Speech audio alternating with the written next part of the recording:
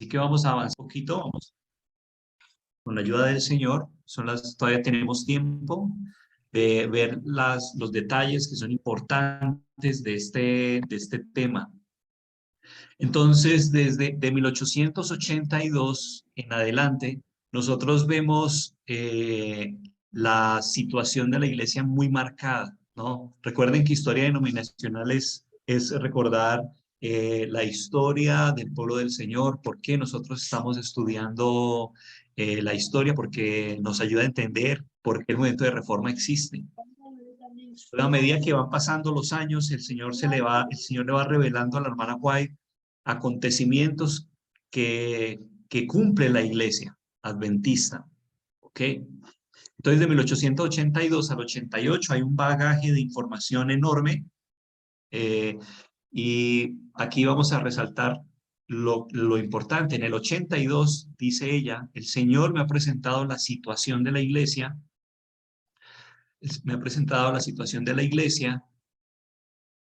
ante ustedes. Repetidas veces fueron dadas reprobaciones y advertencias. El 23 de octubre de 1879, el Señor me reveló un testimonio impresionante con respecto a la iglesia de Battle Creek. Durante los últimos meses, cuando estuve con ustedes, soporté pesante carga por la iglesia, mientras aquellos que deberían sentirlo con todas las consecuencias estaban despreocupados y tranquilos. Yo no estaban siguiendo, porque estaban haciendo exactamente lo que el Señor los advirtiera a no hacer. Por casualidad, no tengo conocimiento del estado de la iglesia cuando el Señor me ha estado presentando su caso repetidas veces durante años.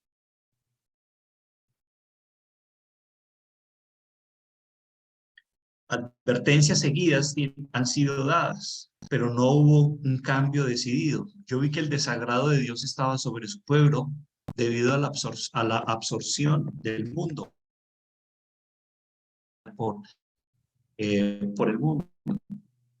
A pesar de que yo les envío un testimonio de advertencia y reprobación, muchos de ustedes declaran simplemente que es la opinión de la hermana White. Así ustedes han insultado al Espíritu Santo. ¿Saben ustedes cómo el Señor se ha manifestado por medio del Espíritu de profecía? El pasado, presente y futuro ha desfilado ante mí. Un ángel de Dios estaba a mi lado. Yo parecía estar en Battle Creek. En uno de los concilios oí palabras siendo proferidas y oí muchas cosas. Vi también que, si Dios permitiera, gustaría de apagarlas por siempre de mi memoria. Mi corazón estaba tan herido que yo no supe qué hacer o decir. Algunas cosas yo ni puedo mencionarlas. Me pidieron no revelar eso a nadie porque la situación debería aún empeorar. ¿Me confirman si me están escuchando hasta ahí? Sí, señor. Ok, esto que fue dicho en 1882, algunas cosas ella vio que ella no pudo decirlas a la iglesia. Cuando ella dice, me pidieron que no las revelara a nadie. O sea, el Señor en el 82 le mostró a la hermana White la situación, cómo estaba en la iglesia y que eso empeoraría. Ok.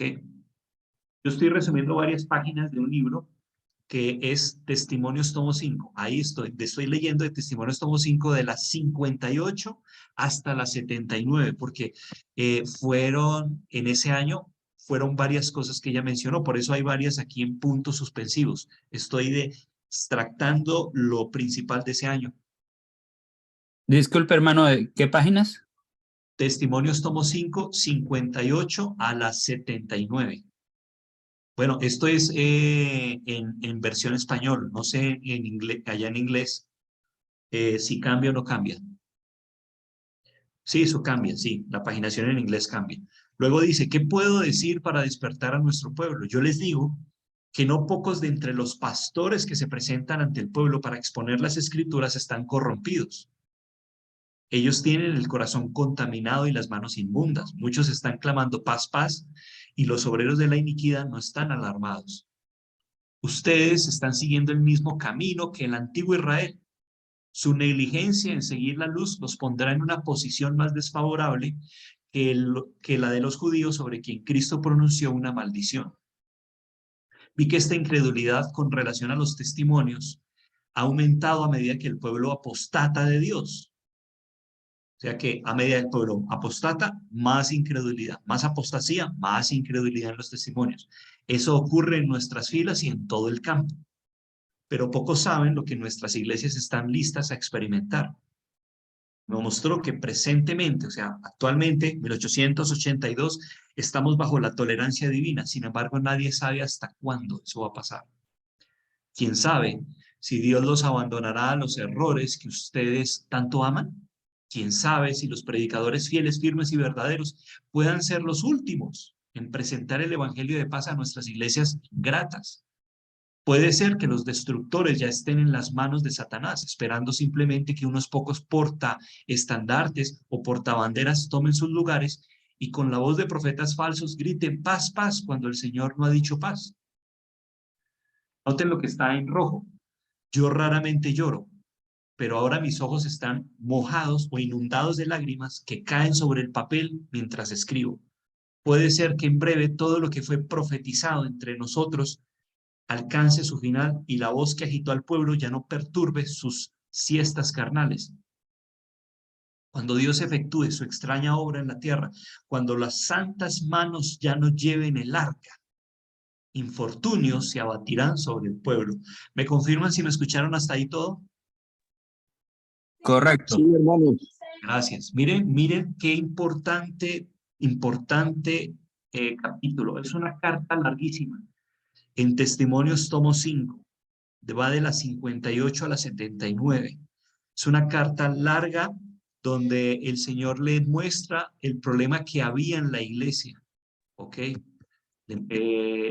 Y en ese año, la iglesia decidió firmemente irse hacia Egipto. En otro pasaje, que usted lo encuentra en Servicio Cristiano, pero que también está en Testimonios tomo 5, está en el mismo libro, Testimonios tomo 5, un poquito páginas más adelante, creo que eso viene a ser en español, página 210 o 201, me parece. No tengo el libro aquí a mano, pero usted encuentra esta declaración en Servicio Cristiano, página 49 y página 50, escrito en el año 1882. Ella dice, me lleno de tristeza cuando pienso en nuestra condición como pueblo. El Señor no nos ha cerrado el cielo, pero nuestra propia conducta de permanente apostasía nos ha separado de Dios. El orgullo, la codicia, el amor del mundo han vivido en el corazón sin temor a ser descartados o condenados. Pecados dolorosos cometidos con presunción se manifiestan entre nosotros. Sin embargo, la opinión general es que la iglesia está floreciendo, que existe paz y prosperidad espiritual por todos sus contornos. La iglesia ha dejado de seguir a Cristo su guía y con paso firme sigue su retiro hacia Egipto. Aquí no dice unos pocos, no, ella dice la iglesia. Cuando ella dice la iglesia es en sentido general, completo, la iglesia. Sin embargo, son pocos los que se alarman y asombran por su falta de poder espiritual. La duda y aún el descreimiento de los testimonios del Espíritu de Dios leudan la iglesia por todos lados. Así lo prefiere Satanás. Los ministros que predican el yo en lugar de Cristo así lo prefieren. Los testimonios no se leen ni se aprecian. Dios os ha hablado de su palabra y de los testimonios. La luz ha brillado y ambos han sido menospreciados y desatendidos. En la página 82 del mismo libro de Testimonios tomo 5, paginación en español, ella dice que la iglesia sería llamada a rendir cuentas por la luz de 1882. Ella menciona el año y ella dice, vea, la iglesia será pesada en las balanzas del santuario. Si su carácter moral, estado espiritual no corresponden a los beneficios, bendiciones que el Señor le concedió, será hallada falta. La luz que ha estado brillando claramente y definida sobre su camino y la luz de 1882 requieren una posición de la iglesia. En otras versiones dice, la llaman a rendir cuentas. Talentos no están siendo de provecho. Si su fruto no es perfecto ante Dios, si su luz se ha tornado en tinieblas, ella será realmente hallada falta. La percepción de nuestro estado como Dios parece que se nos está oculta, o parece que ellos no ven. Para 1882, mire que fue un año crucial. En el archivo tal vez ustedes no tienen todas estas declaraciones Yo les invito a que busquen ese libro si lo tienen, para que subrayen, porque en el archivo no están todas las declaraciones que se dieron de 1882 en este libro, ¿no? Hermano César, Sí, Osvaldo. la página que usted dijo hace rato que 210 o 201 es la 201. Yo acá Oh, tengo el libro. ok, entonces no estaba equivocado. 201. Ujú. Muy bien, gracias por confirmar. También en el 82 ella dijo, se me ha mostrado que una dolorosa y contagiosa enfermedad os aflige, la cual producirá la muerte espiritual si no es detenida.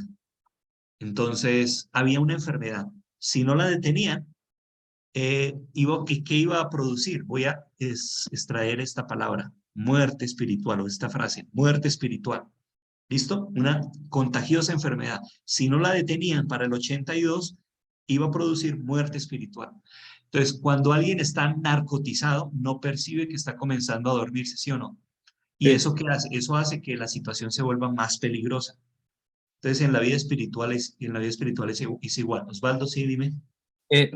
Discúlpeme, usted nombró una página 82, pero ¿es de testimonio 5 o, o Sí. es otro Testimonio testimonio? 5. Ok, ok, gracias. Entonces, cuando alguien está narcotizado, no percibe que se está durmiendo. O, por ejemplo, ¿recuerdan ustedes cuando una persona está en el frío, y empieza todo a entumecerse un órgano, un miembro tras otro, hasta que se va durmiendo y se va apagando? Entonces, una persona tiene que llegar ahí, pegársele al lado y sobarle para que esté ahí despierto y se mantenga en calor, o si no, se apaga hasta que se muere. Así es más o menos cuando la hermana White dice, se me ha mostrado que una enfermedad dolorosa, contagiosa, los aflige y va a producir la muerte si no se detiene.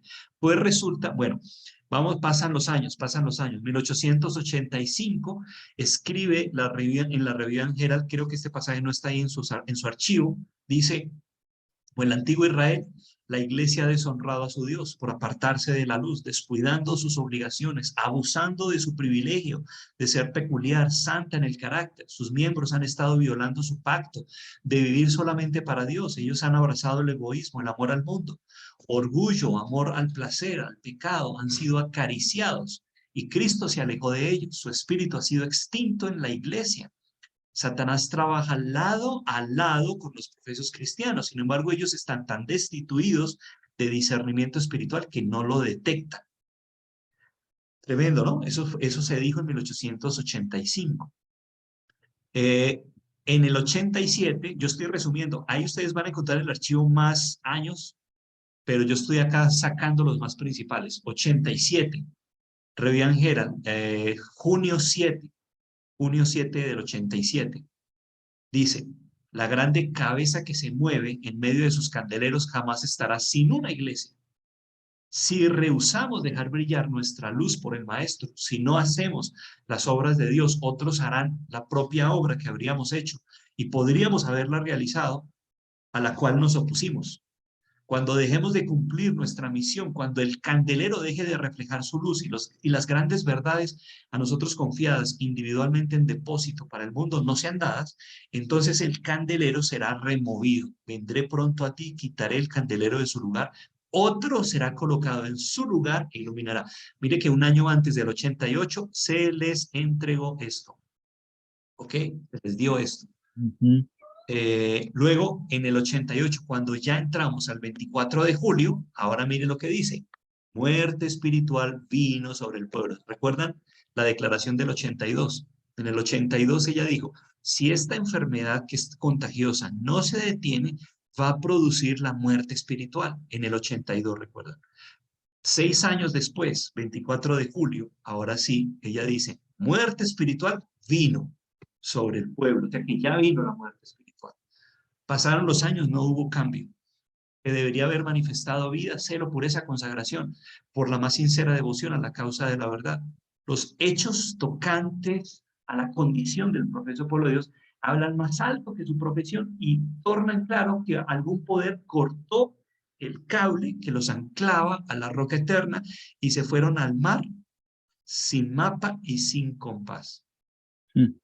Muchos adventistas le dicen que esta declaración la dijo ella en el 88, pero que se corrigió después porque ellos aceptaron el mensaje. Bueno, eso es falso. ¿Saben por qué? Porque esta declaración literalmente se volvió a repetir en voy a colocar acá, 1894. Que en el otro archivo, bueno, no sé, o en la próxima clase que tengamos, vamos a encontrarla nuevamente. Se repitió nuevamente en 1894. Muy bien.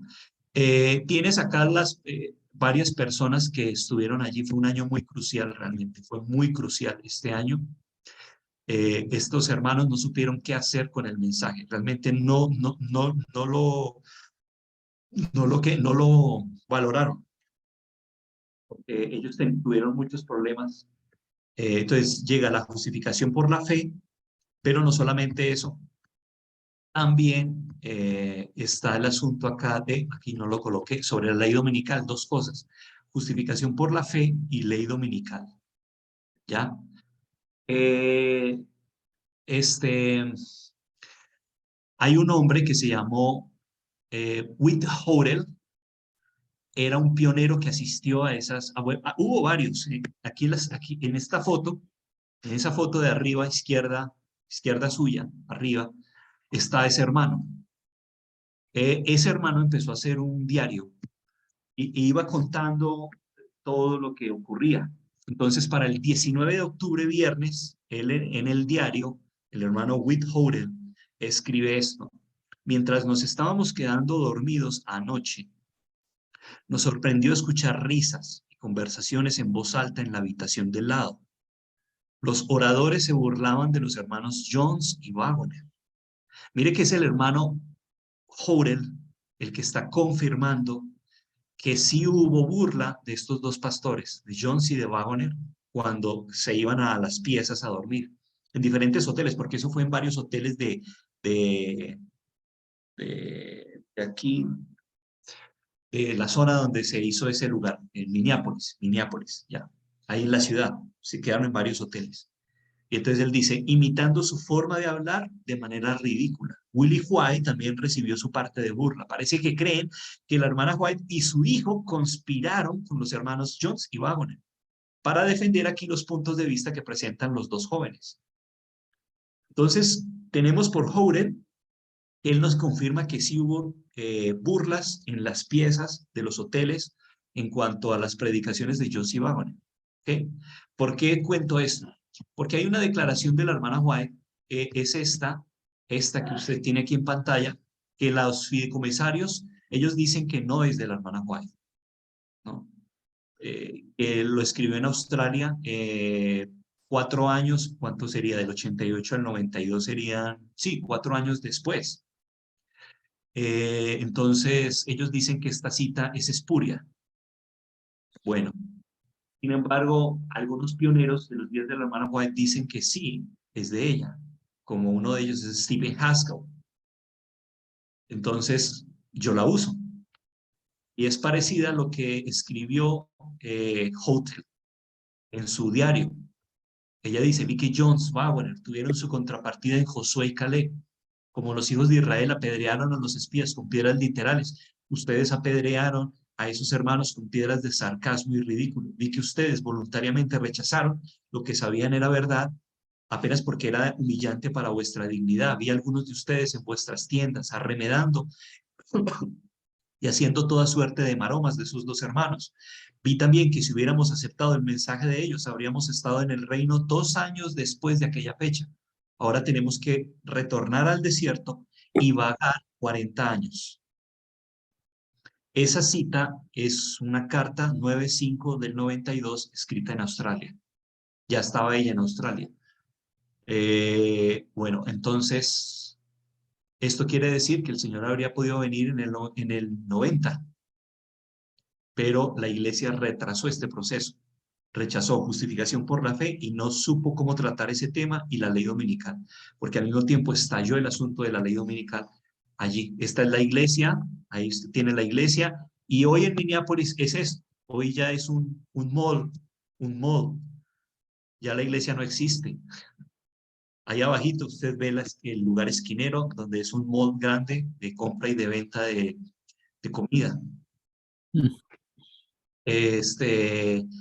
La hermana White escribió, bueno, la iglesia reconoce en un libro que se llama Historia de nuestra iglesia 214, que eso que pasó allá marcó el inicio de una gran obra de reforma. Y acá tienen los que estuvieron involucrados. Urias Smith, tienes ahí. Tienes acá a Jones y tienes a Wagoner. Y tienes a George Butler. George Butler era el presidente de la conferencia general en ese momento, pero él por enfermedad no pudo estar y envió a una persona que lo reemplaza, que era una persona muy tremenda en apologética. Se me escapa el nombre, de pronto aquí va a aparecer, se llamaba James Harvey Morrison. Murió en 1918. James Harvey Morrison fue el que reemplazó a Butler, al presidente de la conferencia general. Ahí tienes una foto arriba a izquierda de los líderes, pastores que estuvieron involucrados en este asunto del rechazo del mensaje. Y abajo tienes una foto de todos los que son delegados,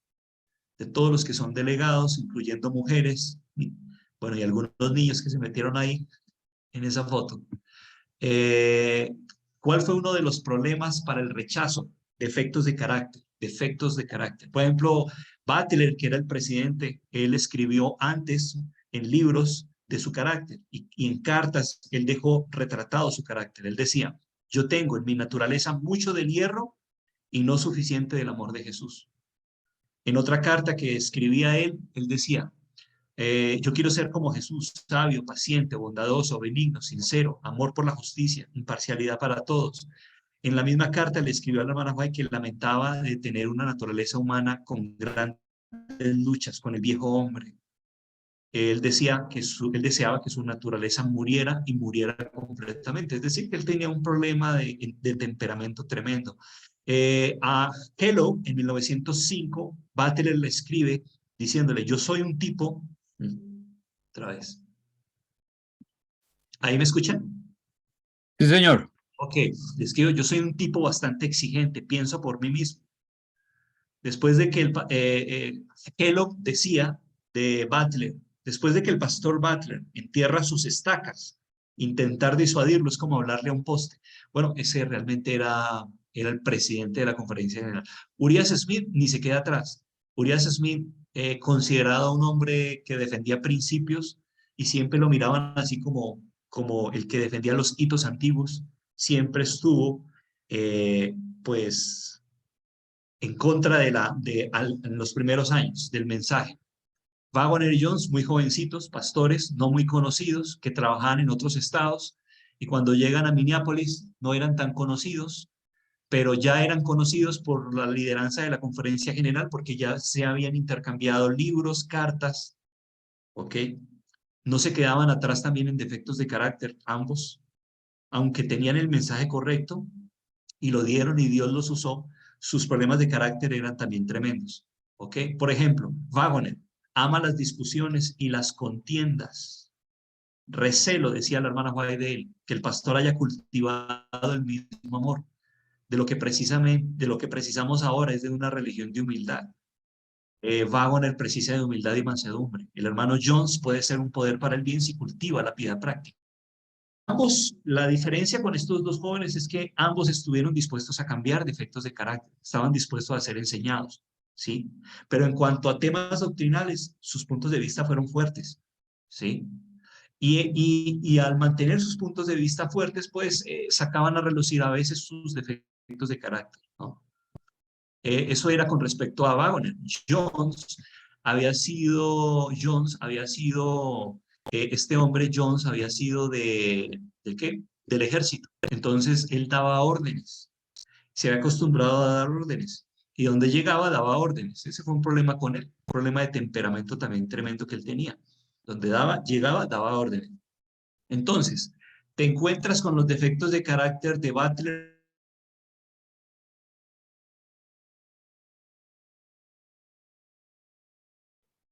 Se le fue la voz, hermano.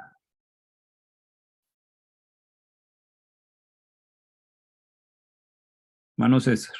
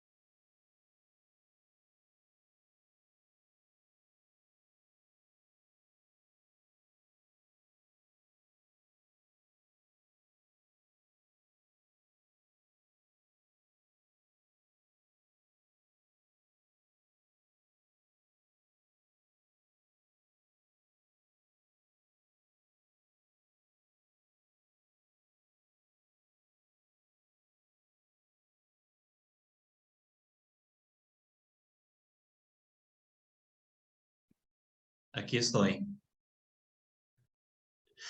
¿Cómo están? Bien, acá esperando.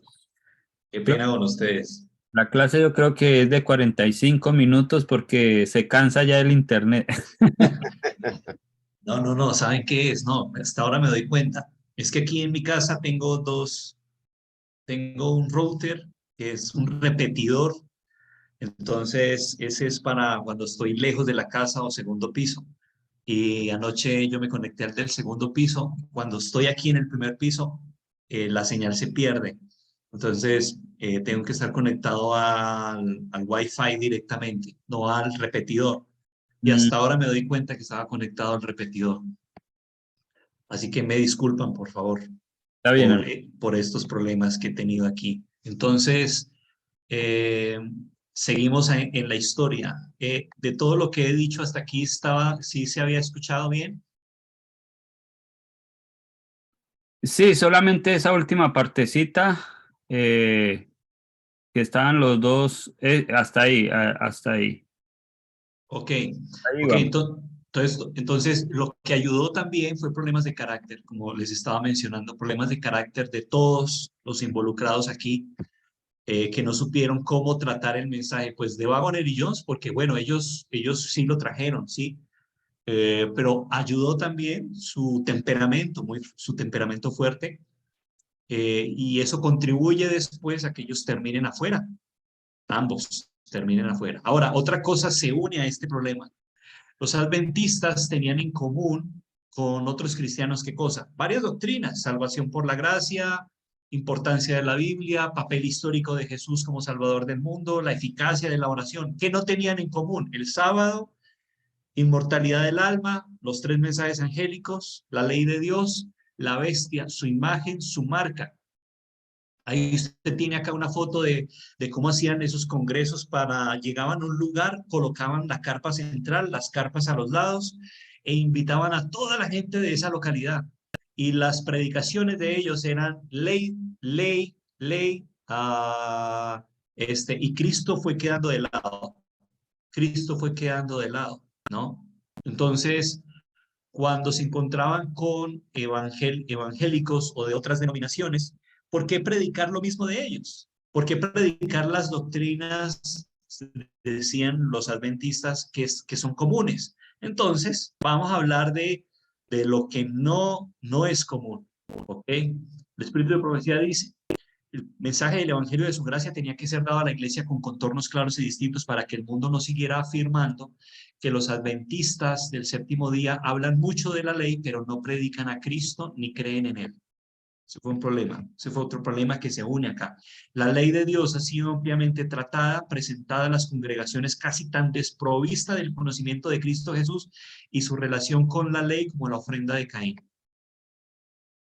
O sea, tanto se ha hablado de la ley en las iglesias en ese tiempo, que llegó a ser como la ofrenda de Caín, dice la hermana White.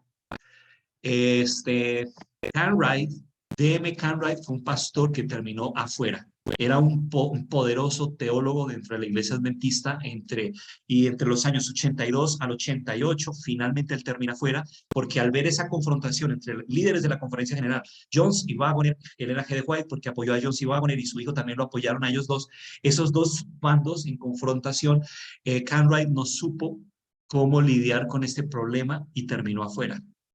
Termina después afuera, termina contando, haciendo este libro sobre por qué renunció a la iglesia adventista. Él no supo cómo tratar el asunto de qué papel ocupa la ley en la salvación, qué papel ocupa Cristo en la salvación. O sea, es para que ustedes vean que la confrontación que hubo entre los dos bandos fue tremendamente. Obviamente, el bando de los líderes de la conferencia general, ellos decían: no, es que nosotros siempre hemos hablado de la justificación por la fe. Eso no es un problema para nosotros. Pero realmente no, aunque lo hablaban en la teoría, en la práctica era totalmente diferente. Había un concepto no claro sobre ese asunto. El otro problema fue las dos leyes. ¿Ok? Las dos leyes. En este asunto de las dos leyes pasa algo muy interesante.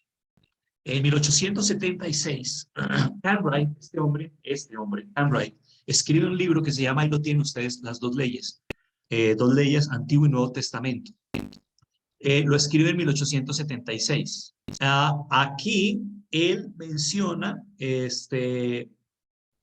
o sea, es un libro que contribuye al pensamiento con respecto a la ley de Dios y que el Pablo en Gálatas se refería a la ley ceremonial y no a la moral. ¿Ok? Luego, el padre de Wagoner, no el hijo, sino el padre de Wagoner, porque el padre de Wagoner también se llamaba así igual que el hijo. El hijo fue el que estuvo en el 88, el padre no, pero el padre años ha escrito un libro que se llamaba La Ley de Dios, un examen, y también habían abordado el tema de la ley en Gálatas. Y en dicho libro, entre otras cosas, alude a que la ley en Gálatas 3 era solamente la ley moral, la ley de los 10 mandamientos. Otros adventistas se opusieron y se suscitó una controversia. Y se llegó a la conclusión en ese tiempo que era la ley ceremonial. ¿Ok? En Battle Creek hubo varios días de encuentros en esos años en los que, según Urias Smith, la postura de Wagoner, o sea, de papá, se demostró errónea. James y Elena G. de White asistieron a esas reuniones y al poco tiempo, escuché esto, Elena de White tuvo una visión relativa al asunto de la ley. Y entonces de forma inmediata a Wagoner, papá, afirmando que su posición no debía hacerse prominente. ¿Cuál? La posición que Wagoner decía, papá, en este libro del 54, que la ley en Gálatas era la moral. ¿Listo? ¿Por qué traigo esto? Porque cuando vamos al 88, entonces los líderes se acuerdan de esa carta de la hermana White en el 88 y les escriben, hermana White, usted en el 54 había escrito una carta y el Señor le había revelado cuál era la ley en Gálatas 3. Por favor, díganos usted. Y la hermana White escribe, yo no me acuerdo. Y el Señor no me ha mostrado. Y yo no me acuerdo. Y no encuentro esa carta. Así que si es la voluntad del Señor que no encuentre esa carta y el Señor no me ha dicho, es porque Él quiere que vayamos a la Biblia y estudiemos este asunto fuertemente. Llegan al 88, llegan a esa iglesita que ustedes vieron ahí, y cuando llegan, en el tablero, en la pizarra, estaba escrito esto. Esto estaba escrito en la pizarra. Resuelto. Dos resoluciones.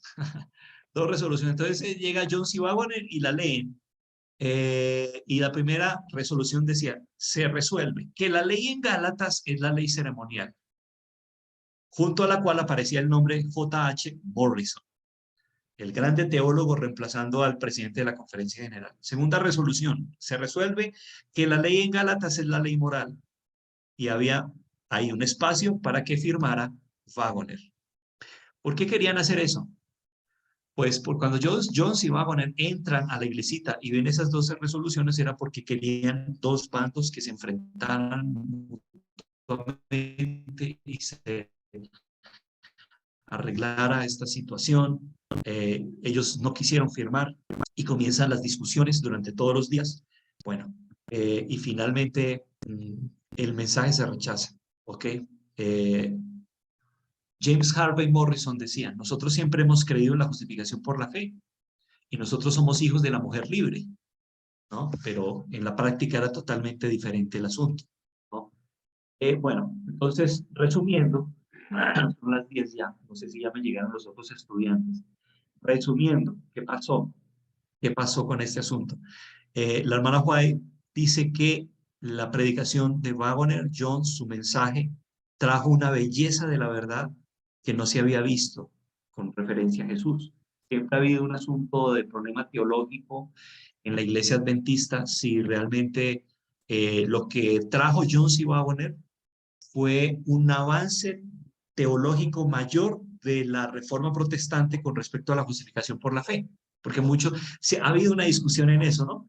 Teológica, de si nosotros tenemos la misma comprensión de la justificación por la fe de los protestantes, o si en el 88 se dio una luz adicional sobre el tema de la justificación por la fe. En mi punto de vista es sí, hubo una luz adicional sobre cómo entender la posición de Jesús en la salvación del ser humano, la posición que ocupa la ley de Dios con respecto a la salvación del ser humano.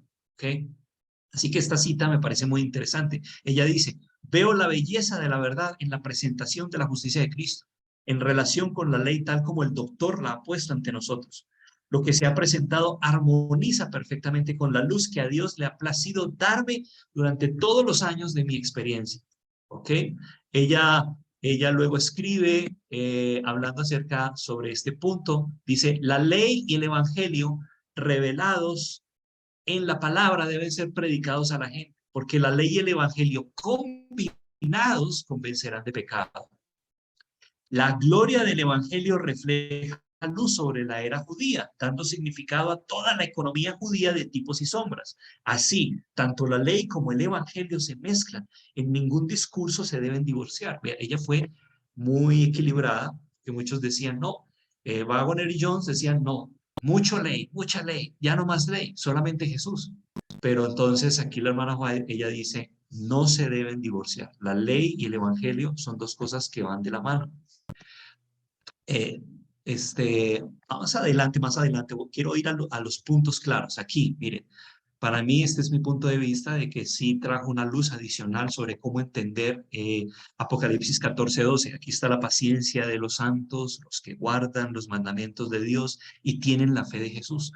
¿Cómo entender allí Apocalipsis 14:12? En mi punto de vista, el 88 trajo un avance adicional en ese aspecto. Ella describe, la única manera por la cual podemos armonizar con la justa ley de Dios es por la justicia de Dios, que se obtiene por la fe en Jesús. En el tercer mensaje angélico se halla incorporada la suprema verdad y la suprema justicia. Entonces, ¿dónde usted encuentra en el tercer mensaje angélico la justicia de Cristo que se obtiene por la fe? En el verso 12. Porque ahí dice, aquí está la paciencia de los santos, los que guardan los mandamientos de Dios y tienen la fe de Jesús. Ahí. Esa fe de Jesús es la justicia, es lo que está diciendo aquí ella.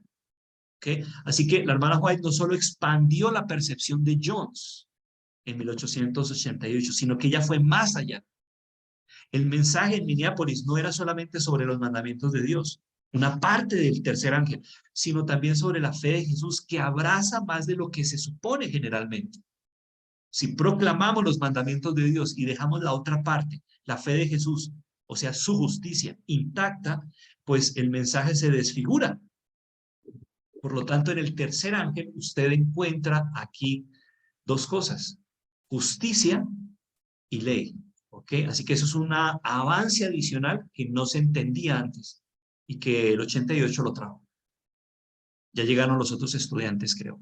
En esta otra declaración, ya para terminar, permítame en un momentico, dice, los adventistas precisaban colocar la fe de Jesús, escribe ella, en el lugar que era debido.